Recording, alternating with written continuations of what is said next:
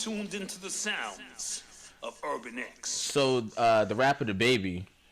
Yeah, that's my man. Yeah, he's in jail right now. Yeah. For robbery, and so apparently he beat up a show promoter who I guess tried to stiff him out of some money. Yeah. And they beat him up, robbed him, and then apparently when he got arraigned, right? The judge found that he had another open warrant in Texas for something, and kept him in jail with no bail. Ooh. So I thought it was interesting because this is like the second time in the past like 2 weeks I would say I saw him dealing with the cops in some way. So I think like I think a lot of rappers talk about this when rap, especially that's why they move out of their city. This didn't happen in his city, but it's just saying like cops start to harass. Yeah, because you become a target. Yeah. And he tried to flip it and had a secret camera Yeah. or something on him. The cops don't like shit like that. And right? that department actually got investigated as well. Behind that, yeah. right? So Yeah. I understand what he was trying to give you a bird's eye view of what he has to go through. Yes. Now, also, I want to mention this. There are layers to this and levels to this. I don't think he is acquiesced, has become, he ain't take that oath.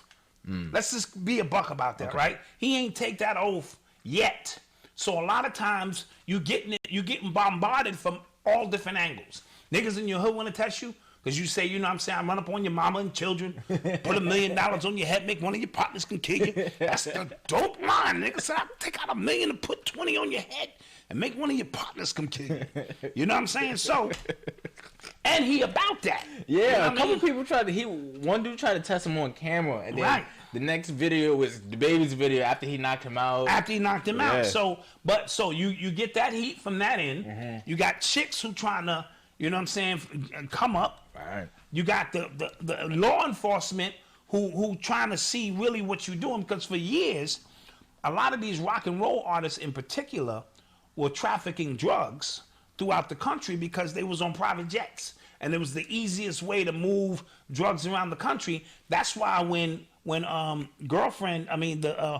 told on Juice WRLD was really a violation. They usually don't do that, but now black people are riding on private jets, so now they want to start snitching. For years, all them rock and roll bands was moving. How you think drugs is getting around the country? You know what I'm saying? So now you got law enforcement on you. You got niggas in the hood ready to test you. You got these girls trying to test you, and then you got them industry dudes who trying to say, "We see you coming up." Oh, you didn't see Diddy video? Oh, we're gonna get to that. We're gonna get to that, right? Diddy was like talking to told him he's the hottest in the game right now. Yeah. So you gotta understand, once you get recognized, so that's being bombarded by so many different factions, and when you're on the outside, you don't understand this. Right. You just want to put out your music, and then you get on and you realize it's a whole nother world out there, and then you got the dudes who just want to extort you. Right. That's another level, and these dudes are not trying to be on camera. These dudes ain't making no records. You know the no-fly zone. When you touch down in my city, you even saw him on a tape in Atlanta. Those were minions. Yeah. Just saying, yo, you need to pay us when you come to our city. The real goons, they at the show. Like, how you doing? Oh, do you like our city? Make a donation to our city. You know what that shit means. Yeah. So, I know industry bigs. If I mention some names to bug you, I've been doing that shit for years. So what happens is you have all of these multiple factions at the same time coming at you, and it can get overwhelming. Then you got the dudes in your camp who hating on you. Right? You see what happened to Kevin Hart, right? Yeah. Right? So his boy... We gotta talk about that, too. We'll talk about that. So you got people in your camp looking at you, and they want to be you, and a lot of them Jews came out of the joint, or they federal informants. Gotcha. So it's a lot of different factions that go on with this at one time, but he's got to be smarter. Yes. You can't be beating up promoters, because you about that life. You got to have your man do that. Yeah, I thought he was smarter than that. Come on. It was kind of like... Come on. But, I mean, he got off a murder. He beat a murder case. That's what I'm saying. So I guess he feel like... You need to be finding God. You beat a murder case, you need to be in church. You beat a murder case. So my Jesus is king or some shit. I don't know. So yeah, talk about that too, yeah, right? we got a lot of shit to talk about. Yeah. We gonna be here with y'all for a little while. We hope y'all enjoying the show, baby. You are tuned into the sounds of Urban X. So let's talk about Diddy, man. Yeah. Let's talk about Diddy. Let's talk about Diddy. There's a lot of speculation going on online. Okay. Yeah. That Diddy's coming out the closet, or he came out the closet already, because he put up a video. He was in a video where it was called not emotional oranges, blood orange, Blood orange or blood something. oranges. It was a weird video. It was a weird video. Like I was watching it, I just didn't know what the hell was happening. And I saw you getting uncomfortable because you was like, I'm confused. Yeah, I was just I don't get it. Like what's going on here? And then even like he had a little speech at the end of it, and I was just like, yeah, the speech at the end of it was the weirdo shit. Like, I was like, okay. I really want to just be free. I'm trying to tell y'all I want to be free, but this love thing, if I could just be me, and that sound like some, that sound like some gay shit to me. Yeah. So what do you think? I don't know, and this is just my speculation.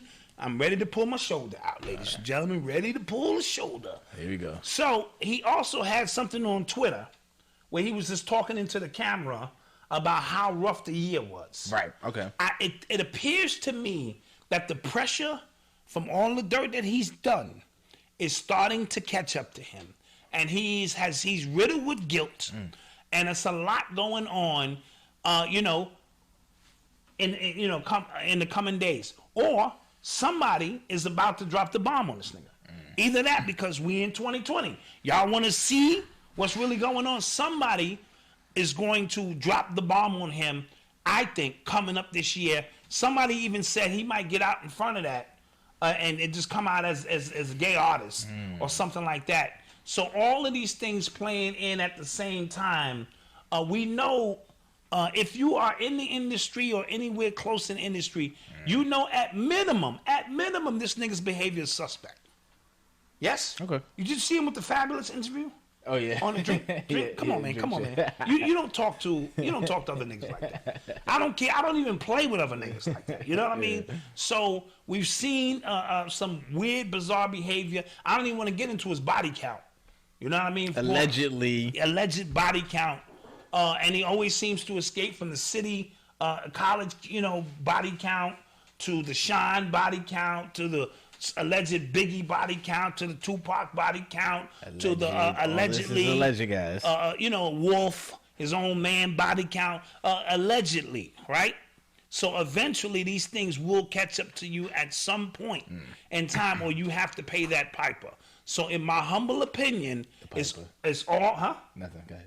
Oh shit. No. It's all coming down, and we're gonna see some things be revealed to us as on point.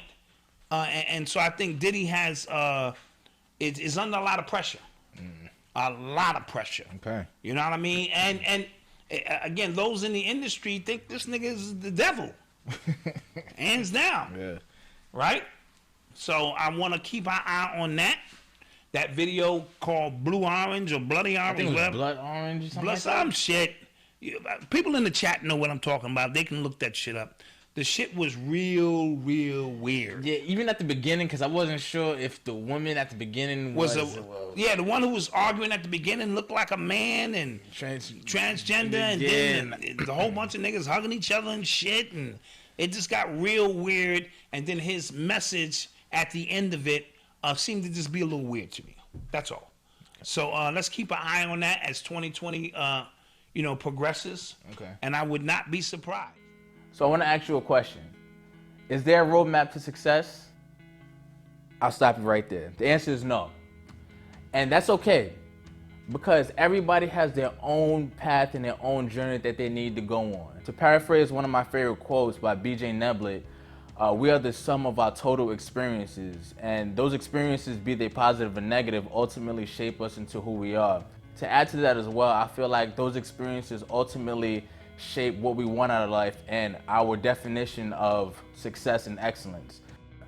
This is Malcolm X Bowser, the author of the new book, Urban Excellence, Unveiling Extraordinary Stories by Everyday People.